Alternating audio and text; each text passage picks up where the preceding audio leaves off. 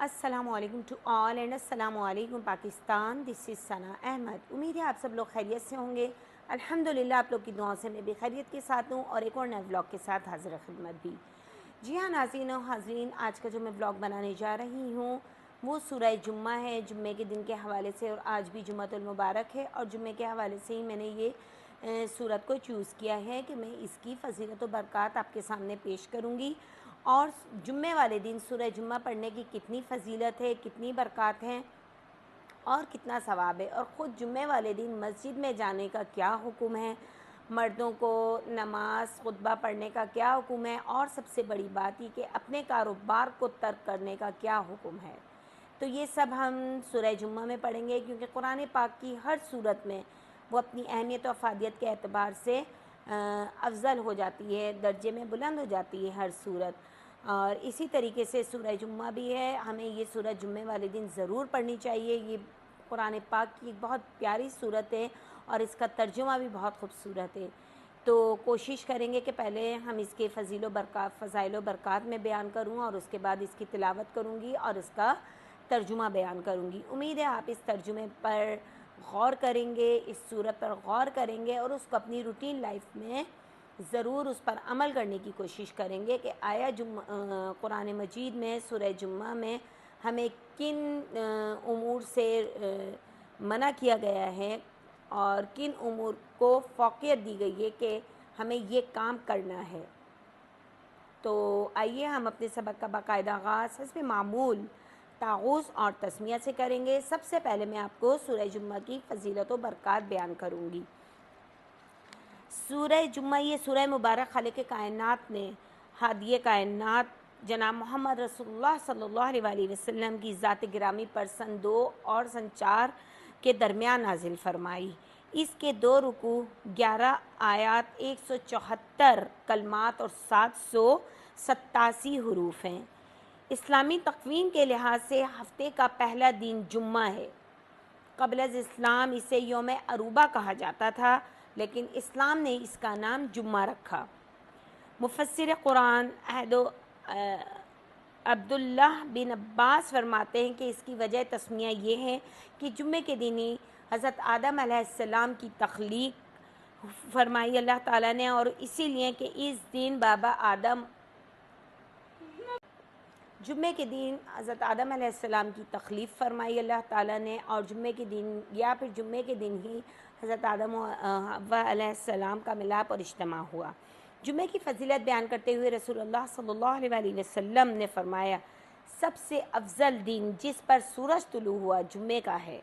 اس دن اللہ نے آدم کو پیدا کیا، اسی دن وہ جنت سے نکالے گئے، اور اسی دن ان کی توبہ قبول ہوئی، اور اسی دن قیامت آئے گی، اور اسی دن میں ایک وقت ایسا ہے جسے بندہ مومن پالے تو اللہ سے جو مانگے گا وہ دعا قبول ہوگی. جی ہاں ناظرین و حاضرین، جمعے کے دن ہی ایک گھڑی، ایک سماعت ایسی ہے ظہر کی نماز سے عصر کی نماز تک ہم مسجد جا نماز پر بیٹھ کر ہم جو دعائیں مانگیں گے اللہ تعالیٰ وہ دعائیں قبول کرے گا. کیونکہ ایک ایسی سماعت، ایک ایسا وقت ہے جمعے کے دن، جمعے کی نماز سے لے کر عصر کی نماز تک کا جو ٹائم ہے، اس دوران ایک وقت قبولیت کا ہے. اب وہ کون سی گھڑی ہو سکتی ہے ہمیں نہیں معلوم، تو اس لیے ہمیں چاہیے کہ ہم مصلی پر بیٹھیں اور اللہ تعالیٰ سے جتنی دعائیں مانگنی ہیں، نیک تمنائیں رکھنی ہیں، وہ اللہ تعالیٰ سے مانگیں. انشاءاللہ تعالیٰ اللہ عز و جل ضرور پوری کریں گے. نماز جمعہ کی اہمیت کے بارے میں رسول اکرم صلی اللہ علیہ وسلم قرآن حکیم میں ارشاد ہوتا ہے. یہ اللہ تعالیٰ فرما رہا ہے قرآن حکیم میں، یا ایھا الذین آمنوا اذا نودی للصلاۃ من یوم الجمعۃ فاسعوا الی ذکر اللہ وذروا البیع ذلکم خیر لکم ان کنتم تعلمون. اس کا ترجمہ ہے، اے لوگوں جو ایمان لائے ہو، جب نماز کے لیے پکارا جائے جمعے کے دن تو اللہ کے ذکر کی طرف دوڑو اور خرید و فروخت چھوڑ دو، یہ تمہارے لیے زیادہ بہتر ہے اگر تم جانتے ہو. جی ہاں ناظرین و حاضرین، آپ دیکھیں کہ قرآن کریم میں بھی اس طرف ہمیں اشارہ دے دیا گیا ہے کہ جمعے کے دن ہمیں نماز، جب اذان کا وقت ہوتا ہے تو نماز کی طرف دوڑے چلے آؤ. مسجد کی طرف دوڑے چلے آؤ، خطبہ سنو، نماز کی ادائیگی میں پہل کریں، ہم پہلے درجے میں نماز کی ادائیگی کریں اور اپنے کاروبار کو ترک کر دیں۔ اب ہم یہ نہیں سوچیں کہ ابھی ہمارا تو کاروبار چل رہا ہے اور نہ چاندنی ہوئی ہے، اگر ہم نے نماز ہو رہی ہے، ہم نے یہ اپنا کاروبار یا دکان واٹ ایور جو بھی آپ کاروبار کر رہے ہیں وہ بند کر دیا تو پھر ہمیں تو نقصان ہو جائے گا۔ جی نہیں، روزی رزق دینے والی ذات اللہ تعالیٰ کی ہے اور بے شک جسے چاہتا ہے بے حساب رزق عطا کرتا ہے، اور ایسی جگہ سے رزق عطا کرتا ہے کہ انسان کا گمان بھی نہیں ہوتا کہ ہمیں وہاں سے رزق ملے گا۔ تو یہ سب چیزیں ہمیں اللہ تعالیٰ پر چھوڑ دینی چاہیے۔ اللہ تعالیٰ جو قرآن میں فرما رہا ہے کہ یا ایھا الذین آمنوا اذا نودی للصلاۃ من یوم الجمعۃ فاسعوا الی ذکر اللہ وذروا البیع ذالکم خیر لکم ان کنتم تعلمون، کہ جمعے کے دن مسجد کی طرف دوڑے چلے آؤ اور اللہ کو کثرت سے یاد کرو اور اپنے کاروبار کو ترک کرو، کیونکہ یہ تمہارے لیے سب سے زیادہ بہتر ہے اگر تم جانتے ہو۔ اسی طریقے سے ایک مرتبہ نبی کریم صلی اللہ علیہ وسلم جمعے کا خطبہ ارشاد فرما رہے تھے کہ ایک قافلہ آ گیا، لوگوں کو پتہ چلا تو لوگ خطبہ چھوڑ کر خرید و فروخت تجارت کا مال خریدنے چلے گئے کہ کہیں یہ مال ختم نہ ہو جائے، ہم خسارے میں رہیں گے، اور سوائے 10-11 آدمی وہاں باقی رہ گئے جن پر پھر یہ اللہ تعالیٰ کی طرف سے آیات نازل ہوئیں وَإِذَا رَأَوْا تِجَارَةً أَوْ لَهْوًا انفَضُّوا إِلَيْهَا تَرَكُوكَ قَائِمًا قُلْ مَا عِندَ اللَّهِ خَيْرٌ مِّنَ اللَّهْوِ وَمِنَ التِّجَارَةِ وَاللَّهُ خَيْرُ الرَّازِقِينَ۔ جیسے میں نے پچھلی آیات میں اپنی باتوں میں یہ ذکر کیا ہے کہ اور جب کوئی سودا بکتا دیکھیں یا کوئی تماشا نظر آئے تو اس کی طرف دوڑ جاتے ہیں اور آپ کو کھڑا ہی چھوڑ دیتے ہیں۔ آپ فرما دیں کہ اللہ کے پاس جو ہے وہ کھیل اور تجارت سے بہتر ہے، اور اللہ تعالیٰ بہترین روزی فراہم کرنے والا ہے، بہترین روزی رساں ہے۔ دیکھیے ناظرین و حاضرین، یہاں بھی اللہ تعالیٰ نے فرما دیا ہے کہ میں بہترین روزی عطا کروں گا۔ اس چیز کی مت فکر کرو کہ یہ مال یا یہ بیچنے والا بیچ کر چلا جائے گا تو ہمیں وہ مال تجارت نہیں ملے گا تو ہم کہیں نقصان میں یا خسارے میں یا گھاٹے میں نہ رہ جائیں۔ تو ایسا نہیں ہے، جو کام ہو رہا ہے اس کو ہونے دیں۔ آپ اگر خطبے میں کھڑے ہوئے ہیں، کوئی خطبہ ارشاد فرما رہے تھے نبی پاک صلی اللہ علیہ وسلم، تو وہاں لوگوں کو چاہیے تھا کہ وہ وہیں کھڑے رہتے، لیکن چونکہ اللہ تعالیٰ کو یہ آیات بھی نازل کرنی تھی لہٰذا وہاں 10 12 11 لوگ کھڑے رہے جن پر پھر یہ اللہ تعالیٰ نے جن کے لیے یہ آیات نازل کی کہ جو سودا بکتا دیکھتے ہیں تو وہ چلے جاتے ہیں، وہ چھوڑ جاتے ہیں، آپ لوگوں کو کھڑا چھوڑ دیتے ہیں، حالانکہ ان کو آپ فرما دیں کہ جو پاس ہے وہ کھیل اور تجارت سے بہتر ہے، مطلب جو ہم سن رہے ہیں خطبہ وہ کھیل اور تجارت سے بہتر ہے، اور اللہ تعالیٰ بہترین روزی رساں ہے، بہترین روزی عطا کرتا ہے۔ اس سورہ مبارک میں فرما دیا گیا ہے کہ جمعے کی نماز پڑھنے کے بعد کاروبار میں مشغول ہو جاؤ، لیکن اللہ کی یاد سے غافل نہ ہو کہ بس ہم کاروبار میں ہی لگ گئے ہیں اور نماز کی طرف ہماری کوئی فکر نہیں ہے، ہم اللہ کو یاد ہی نہیں کر رہے، یا دھڑا دھڑ بس سجدے نماز رکوع کرا اور فوراً اپنے کاروبار میں دوبارہ مشغول ہو گئے۔ ہمارا پورا دماغ کہاں ہے؟ تجارت میں ہے، کاروبار میں ہے، مال کی خرید و فروخت میں ہے، حالانکہ ہمارا پورا جو دماغ ہونا چاہیے وہ کہاں ہونا چاہیے؟ اللہ کی یاد میں مشغول رہنا چاہیے، اللہ کو کثرت سے یاد کرنا چاہیے۔ اور رزق اللہ کے ہاتھ میں ہے، جو کچھ دے گا وہی دے گا، اس بات پر کامل یقین ہونا چاہیے کہ روزی اور رزق دینے والی ذات اللہ تعالیٰ کی ہے۔ وہ جو تجارت کر رہا ہے یا وہ جو کاروبار کر رہا ہے یا جس کے پاس ہم مال تجارت خریدنے جا رہے ہیں، خرید و فروخت کر رہے ہیں، تو ہم یہ مت سوچیں کہ اس سے ہی ہمیں فائدہ ہوگا۔ فائدہ کس وقت میں؟ اس وقت میں جو ہم اللہ کی یاد میں مشغول کر رہے ہیں، وہ وقت میں ہمیں فائدہ پہنچے گا، اور اللہ تعالیٰ بے حساب رزق عطا کرتا ہے، اور کہاں سے رزق عطا کرتا ہے یہ انسان کا گمان بھی نہیں ہوتے۔ اللہ کا وعدہ ہے اپنے بندے سے کہ میں تمہیں ایسی جگہ سے رزق عطا کروں گا جہاں سے تمہیں گمان بھی نہیں ہوگا۔ سورہ واقعہ میں آپ پڑھیے. سورہ واقعہ روزی رزق میں برکت کے لیے بہترین صورت ہے. یہ میں نے اپنے ولاگ میں بھی پڑھی ہے اور اس کا ترجمہ بھی پڑھا ہے. امید ہے آپ اس کا ترجمہ پڑھ کر اس کے رموز و اوقاف کو، اس کی گرامر کو سمجھیں گے اور اس کو اپنی عملی زندگی میں شامل کریں گے انشاءاللہ تعالی. اچھا، مسائل جمعہ کے متعلق احادیث مبارکہ ہیں. رسول اکرم صلی اللہ علیہ وآلہ وسلم نے فرمایا غلام، عورت، بچے اور بیمار کے علاوہ جمعہ پڑھنا ہر مسلمان پر واجب ہے.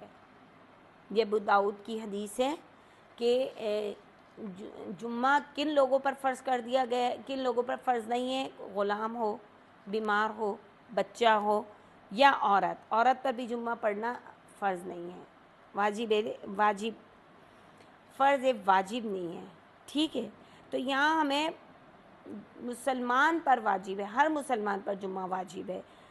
اور ایک جگہ نبی پاک صلی اللہ علیہ وآلہ وسلم نے فرمایا میں چاہتا ہوں کہ کسی کو نماز کا حکم دوں، نماز پڑھانے کا حکم دوں، پھر جمعہ نہ پڑھنے والوں کو ان کے گھروں سمیت جلا دوں. کتنی سخت وعید ہے، یہ مسلم کی حدیث ہے. اور کتنی سخت وعید آئی ہے اس میں، جو جمعے کی نماز کو ترک کر دیتے ہیں، یا جمعے کی نماز وہ مرد جو گھر میں پڑھتے ہیں. تو گھروں میں پڑھنے والوں کے لیے نبی پاک صلی اللہ علیہ وآلہ وسلم کا حکم ہے کہ میرا دل چاہتا ہے کہ میں اس گھر کو آگ لگا دوں جہاں مرد گھروں میں نماز پڑھتے ہیں. ناظرین و حاضرین، آج دیکھیے، آج ہم اپنے گھر کا ہی موازنہ کرتے ہیں، اپنے گھر میں دیکھتے ہیں تو ہمارے جو مرد حضرات ہیں، ہمارے بیٹے، ہمارے بھائی، ہمارے شوہر گھروں میں نماز کی ادائیگی کر دیتے ہیں. وہ اس کو بہتر طریقہ سمجھتے ہیں، گرمی بہت ہے، گھر میں پڑھ لو، مسجد تک کون جائے. تو یہ بہت بہت غلط طریقہ ہے. نبی پاک صلی اللہ علیہ وآلہ وسلم کی کتنی سخت وعید ہے، کتنا سخت غصے میں آپ صلی اللہ علیہ وآلہ وسلم نے یہ ارشاد فرمایا کہ میرا دل چاہتا ہے اس گھر کو آگ لگا دوں جہاں مرد گھروں میں نماز پڑھتے ہوں. جس گھروں میں مرد نماز پڑھتے ہوں، وہ چاہے وہ جمعے کی ہو یا کوئی سی بھی وقت کی نماز ہو.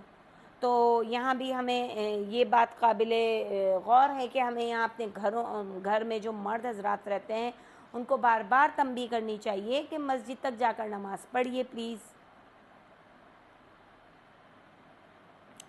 اور اسی طریقے سے جس نے 3 جمعے غفلت کی وجہ سے نماز ادا نہیں کی، جمعہ چھوڑ دیا، تو اللہ تعالیٰ کیا کریں گے؟ اس کے دل پر مہر لگا دیں گے، وہ کافر ٹھہر جائے گا. یہاں بھی دیکھیں کتنا سخت عمل ہے کہ دلوں پر مہر لگ دی جائے گی، مہر لگا دی جائے گی. اگر 3 جمعے متواتر ہم نے ایک جمعہ نماز نہیں پڑھی، دوسرا جمعہ نماز نہیں پڑھی، تیسرا جمعہ بھی گزر گیا لیکن ہم نے نماز کی ادائیگی نہیں کی، تو ہمارے دلوں پر مہر لگا دی جائے گی. اسی طریقے سے ہر مسلمان کو جمعے کے دن غسل کرنا چاہیے، اچھے کپڑے پہننے چاہیے اور اگر خوشبو میسر ہو تو وہ لگانی چاہیے.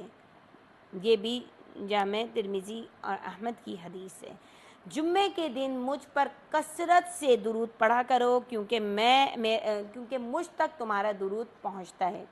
جی ہاں ناظرین و ناظرین، یہاں یہ بہت قابل ذکر اور قابل غور بات ہے کہ ہمیں جمعے کے دن خاص کر، ویسے تو درود پاک سے ہمیں اپنی زبانوں کو ہر لمحہ ہر وقت تر رکھنا ہے، لیکن جمعے کے دن کا خاص جمعے کے دن درود پاک پڑھنے کا اتنا اجر و ثواب ہے کہ بیان سے باہر ہے. آپ کتابیں اٹھا کے دیکھیے کہ کن کن مقامات پر ایک دفعہ درود پاک پڑھیں گے 10,000 درود پاک پڑھنے کا ثواب مل جائے گا. آج جمعے کے دن میں نے یہ شارٹ میں بھی بنایا ہے یہ کہ اللہم صلی علی محمد افضل صلواتک، کہ یہ ایک مرتبہ میں نے درود پاک پڑھا ہے تو اس کا ثواب مجھے کتنا مل گیا؟ 10,000 درود مرتبہ پڑھنے کے برابر مجھے ثواب ملا ہے.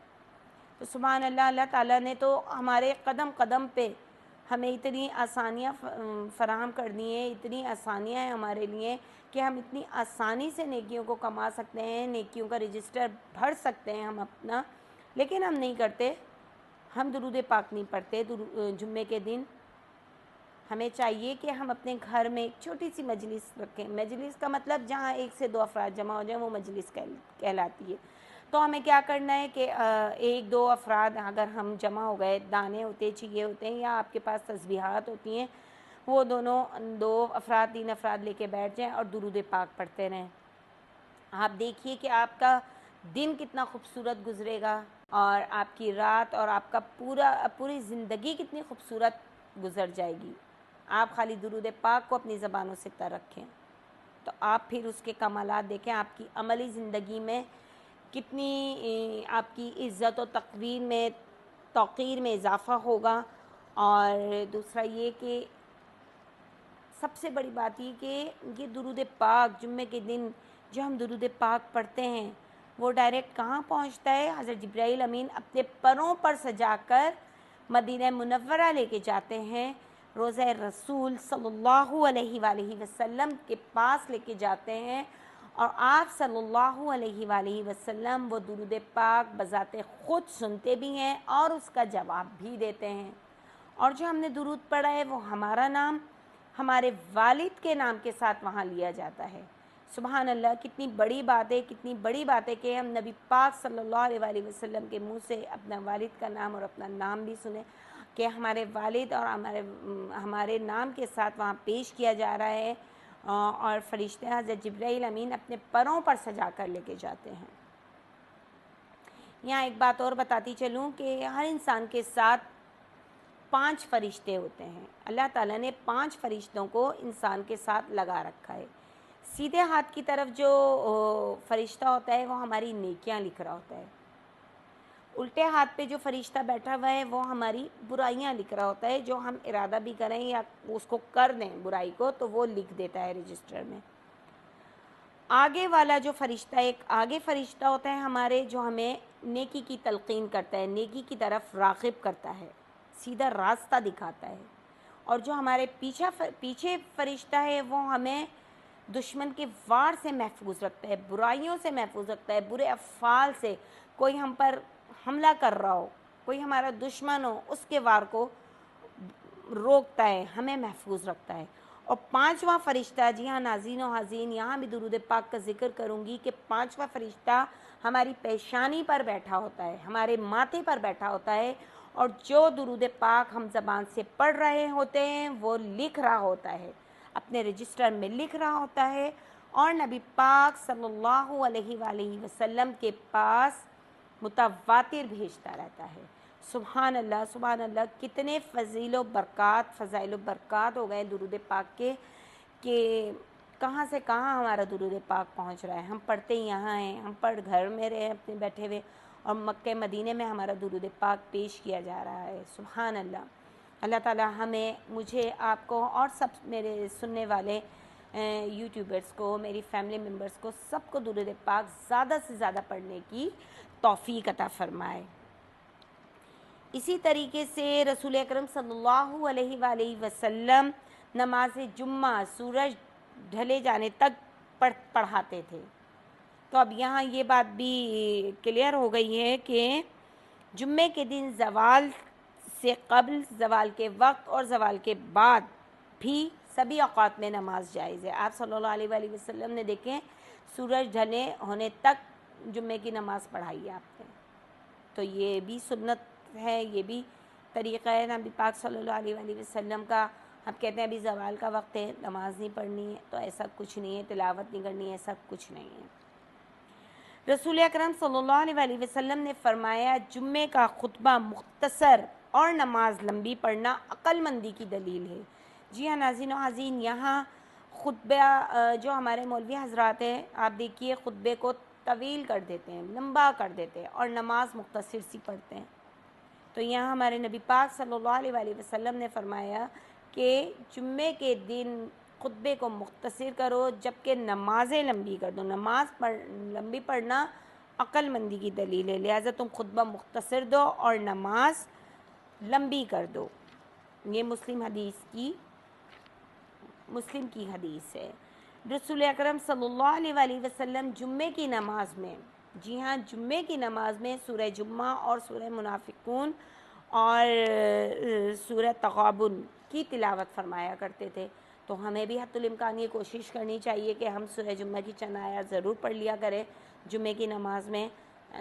یہ سنت طریقہ ہے نا، ہمارے نبی پاک صلی اللہ علیہ وآلہ وسلم نے اپنایا ہوا ہے، اس لیے ہمیں بھی پڑھنا چاہیے۔ اچھا، جمعے کی نماز میں مسجد میں جانے والوں کا لیے کیا حکم ہے؟ یہاں دیکھیے کہ جو لوگ خطبے کے لیے نماز میں جاتے ہیں، جو سب سے پہلے جمعے کی نماز میں آنے والوں کے نام لکھنے کے لیے کھڑے ہو جاتے ہیں، کون؟ فرشتے کھڑے ہوتے ہیں رجسٹر لے کے. اور جب ہم سب سے پہلی گھڑی میں آنے والوں کا ثواب اونٹ کی قربانی کے برابر ہے. پھر دوسری گھڑی میں آنے والوں کا ثواب گائے کی قربانی کے برابر ہے. دیکھیں درجات ہیں یہاں، ثواب کے لیے اللہ پاک نے درجات مقرر کر دیے ہیں.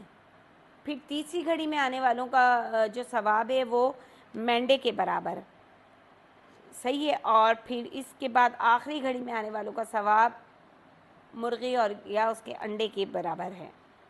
صدقہ و خیرات کا ثواب ملتا ہے. اور جب امام خطبہ دینے کے لیے نکل آتا ہے تو فرشتہ رجسٹر بند کر کے خطبہ سننے لگتے ہیں. سبحان اللہ. جب خطبہ اسٹارٹ ہو جاتا ہے تو فرشتے کیا کرتے ہیں؟ چیپٹر کلوز کر دیتے ہیں. وہ رجسٹر ہمارے کلوز کر دیے. اب اگر ہم اول وقت میں گئے تو ہمارے درجات کہاں ہیں؟ جب ہم دوسری گھڑی میں گئے تو ہمارا درجہ تھوڑا سا کم ڈاؤن ہو گیا، نیچے آ گیا. اگر ہم تیسری گھڑی میں گئے تو پھر تھوڑا کم ہو گئے ہمارا درجہ ثواب کا. اور چوتھی گھڑی میں تو سمجھیں بالکل انڈا مرغی کے یا صدقہ خیرات کے برابر ہو گیا ہے.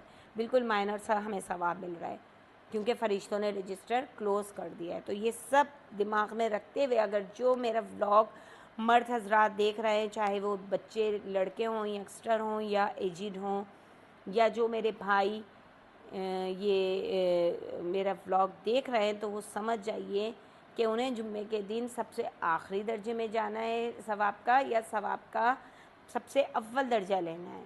یہ آپ پر ڈیپینڈ کرتا ہے. دوسرا، رسول اکرم صلی اللہ علیہ وآلہ وسلم جمعے کے دن خطبہ ارشاد فرما رہے تھے. اتنے میں سلیق آئے اور بیٹھ گئے. آپ صلی اللہ علیہ وآلہ وسلم نے فرمایا، اے سلیق اٹھو اور 2 رکعت ادا کر لو. پھر آپ صلی اللہ علیہ وآلہ وسلم نے فرمایا، جب تم جمعے کے دن آؤ اور امام خطبہ دے رہا ہو تو 2 رکعت مختصر سی ضرور پڑھ لیا کرو. یہ مسلم کی حدیث ہے.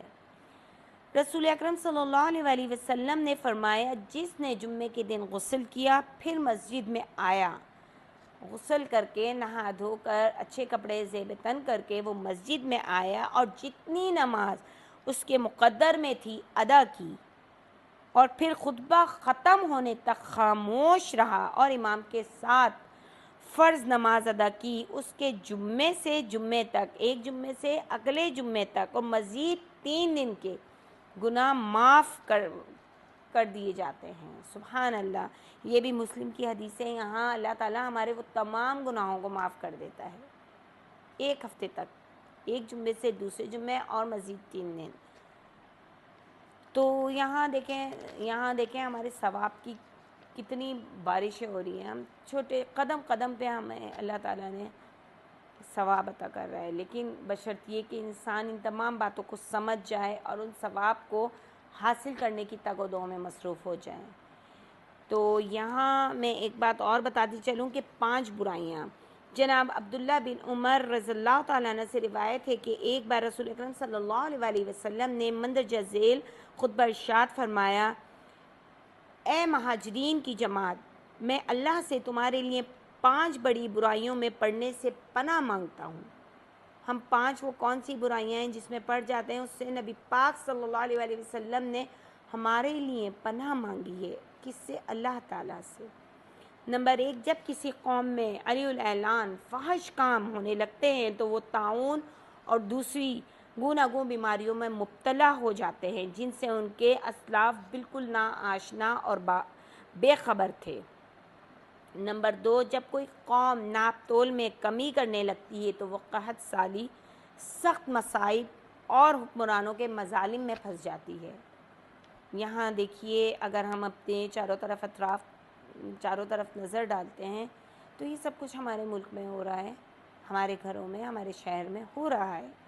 ہم لوگ ایسے ہی کر رہے ہیں، ناپ تول میں کمی کر دیتے ہیں جس کی وجہ سے قحط سالی ہو رہی ہے اور طاعون جیسی بیماریاں، سخت مصائب اور حکمرانوں کے مظالم میں پھنس جاتے ہیں. حکمران کے مظالم کیا ہیں؟ آج کل دیکھیے کتنی مہنگائی ہے، یہ ہم مسلمانوں پر، ہم انسانوں پر ظلم ہی ہو رہا ہے نا، اتنی زیادہ مہنگائی کر کے۔ بجلی منقطع کی جا رہی ہے، گیس سے ہمیں پریشان کیا جا رہا ہے، پانی ہمارے ملک میں پانی نہیں ہے۔ تو ان تمام چیزوں سے جو یہ حکمرانوں کے ہاتھ میں، تو وہ وہاں عوام پہ ظلم ہو رہا ہے، تو وہ ہماری اپنی وجہ سے ہو رہا ہے نا، کہ ہم ناپ تول میں کمی کر رہے ہیں۔ ہمارے جو کاروباری حضرات ہیں، جو تجارت کرتے ہیں، خرید و فروخت کر رہے ہیں، وہ پلیز یہ کام مت کریں، ناپ تول میں کمی مت کریں۔ سورہ رحمان میں بھی ہے کہ ناپ تول میں کمی مت کرو، ٹھیک ٹھیک تولو، ترازو میں ڈنڈی نہ مارو۔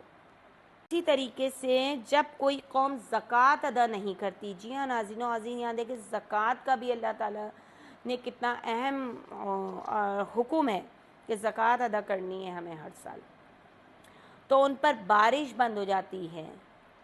اگر ان کے چوپائے نہ ہوں تو ان پر بارش کی ایک بوند بھی نہ آئے، اللہ تعالیٰ پھر بھی بے زبان جانوروں کے لیے بارش برسا دیتے ہیں، لیکن وہ ہمارے لیے نہیں فائدہ مند ہو رہی، ہمارے لیے تو سراسر نقصان ہی ہو رہا ہے۔ دیکھیے نا کتنے بڑے بڑے طوفان سیلاب آ کر سب کچھ بہا کے لے کے جا رہے ہیں، اس میں ہماری فصلیں بھی جا رہی ہیں، ہمارے چوپائے بھی جا رہے ہیں، ہمارا سب کچھ تباہ و برباد ہو رہا ہے۔ کیوں؟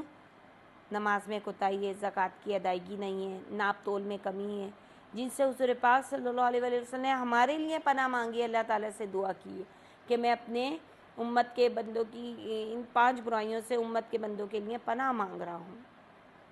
اور نمبر 4 ہے، جب کوئی قوم اللہ اور اس کے رسول صلی اللہ علیہ وسلم کے عہد شکنی کرے تو ان پر دشمن مسلط کر دیتا ہے، جو ان کے اموال چھین لیتا ہے، ان کی مال و دولت چھین لیتا ہے۔ اور آج وہی ہو رہا ہے ہمارے ساتھ ناظرین و عزیزین۔ اگر ہم اپنی زندگی پر نظر ڈالتے ہیں تو ہمارے مال و دولت سب بیکار ہے، آپ دیکھیے سب کچھ بیکار ہے ہمارے لیے، کیونکہ ہم کیا کر رہے ہیں، اللہ اور اس کے رسول کے جو وعدہ ہے اس کی وعدہ خلافی کر رہے ہیں، ہم لوگ عہد شکنی کر رہے ہیں، تو ہم سراسر نقصان میں ہیں۔